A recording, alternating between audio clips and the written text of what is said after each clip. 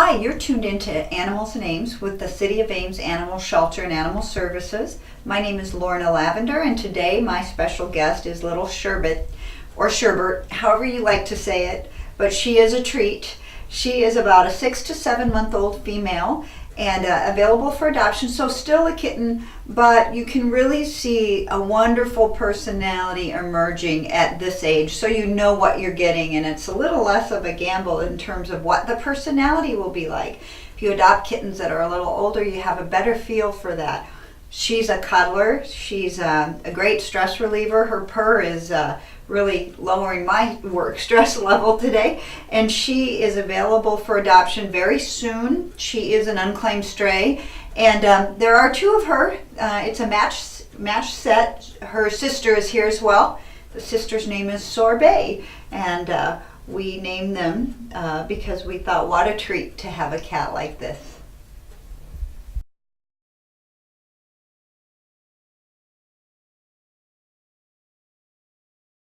Okay, our next guest is Whitey, and he's one of the more challenging cats in the building.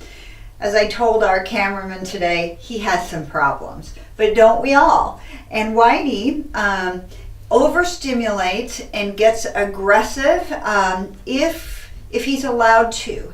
If he's ignored and in a more controlled environment, he never does that. And so he's had a little therapy at the shelter with staff and volunteers, and we've learned how to trick Whitey into his best behavior. And it's interesting. So someone who's more knowledgeable about cats can really help Whitey be the great cat that he is destined to be. But someone who needs to touch and pick up and cuddle a cat all the time before these issues are resolved would not be the best environment for Whitey. And unpredictable human behavior, such as toddlers in the home and so forth, would not be the best environment for Whitey. But honestly, we have seen that his issues are easily resolved. One little trick is not giving him any affection until he does something you ask him to do, and you say, cats never do what you ask them to do.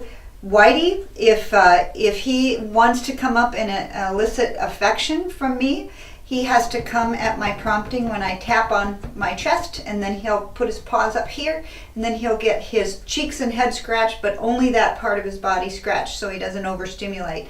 And these kinds of things have kept him friendly with the staff and volunteers here.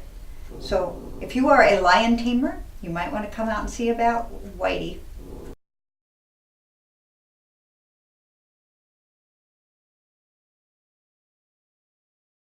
My next guest we're calling Frito. He's an interesting dog, maybe like a basset hound and a bulldog or pit bull mix of sorts. He came in with this lovely sweater, but he's an intact male who is roaming free on the streets of Ames.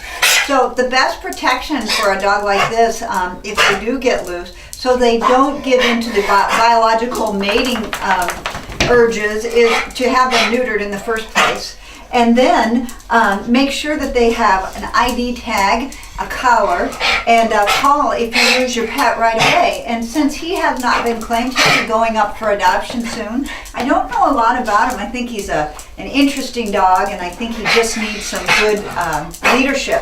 And so many times people feel sorry or attach human emotions to dogs, and they spoil them without knowing it, and they end up helping the dog learn to be more in control than the human is in the dog's mind.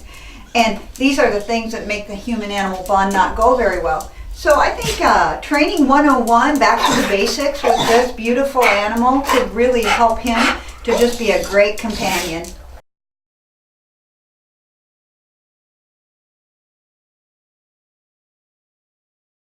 Sometimes the old way of doing things still works the best. Lots of people talk about getting pets microchips, and although that is a very good idea, the number one method of being able to have someone call you if they find your lost pet is a tag, a stainless steel tag with phone numbers on it so that they can call you immediately. So many times that keeps animal services from needing to get involved and use our resources, which we're happy to do to keep animals safe in Ames.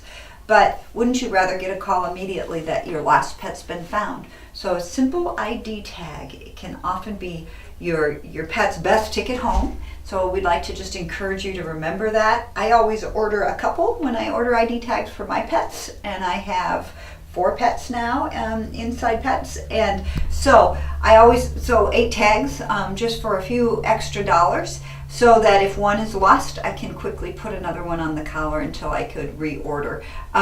So those are just some helpful suggestions to help reunite pets with their owners quickly.